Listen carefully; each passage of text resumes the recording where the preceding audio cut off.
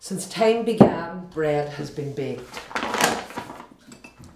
There's no great mystery to it. What I'm going to be making now is a scone of soda bread, which is the traditional bread of Ireland. And what you need for that are 3 cups of flour, and into that we put the raising agent, which is a teaspoonful of bread soda. I always sieve the bread soda because there's nothing worse than getting a lump of bread soda in your slice of bread. Into that I'm putting 2 teaspoonfuls of Beck's tartar, hain, dough. I sieve that as well. And of course into that now we need a pinch of salt. And you know how to measure a pinch, and it goes, and the rest's for themselves. You know who they are. Now I'm putting in a fistful of castor sugar, and that's all the ingredients you need, bar the buttermilk. And this is my favourite part. This is just the most beautiful feeling in the whole world. You know, I visit schools sometimes and bake with children, and some of the descriptions the children give about what this feels like, quite incredible. I always tell the story of one wee fellow, oh, the hard man in the class.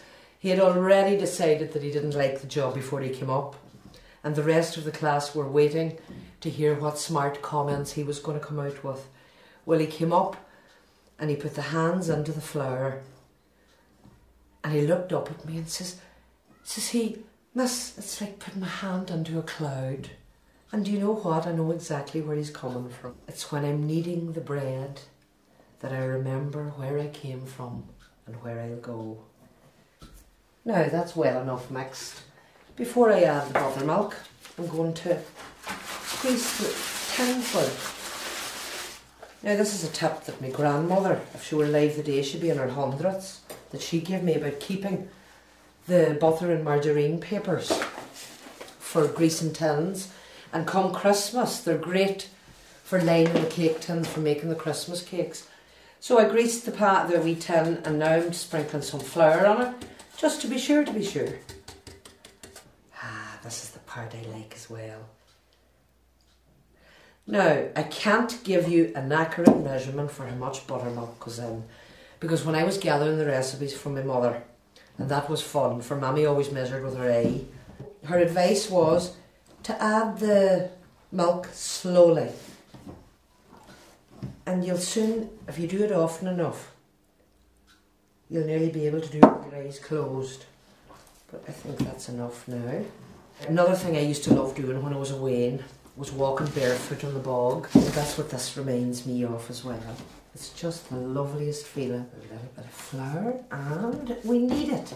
My mother used to say to me when I started baking first with her, she used to say that I had a love ladger, big heavy hand. But Musha, I got the hang of it eventually. So, the kneading the bread, it knocks any out air pockets that'll be in it, and it also shapes it and forms it. So, that's the kneading done. Onto the tin. And all we have to do now is mark the bread. The bread is marked to let the fairy folk out. Yes, that's what I said.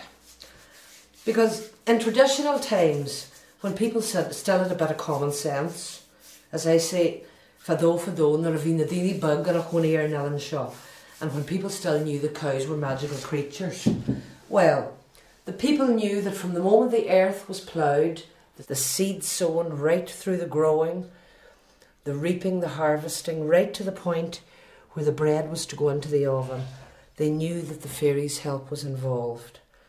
So they would cut into the bread to let the fairy folk out and do their good work. Now over the years, this marking of the bread has become associated with Christianity, but bread was being baked and marked long before the introduction of Christianity. So what we have to do now is wish it the best of luck, and we put it into the oven.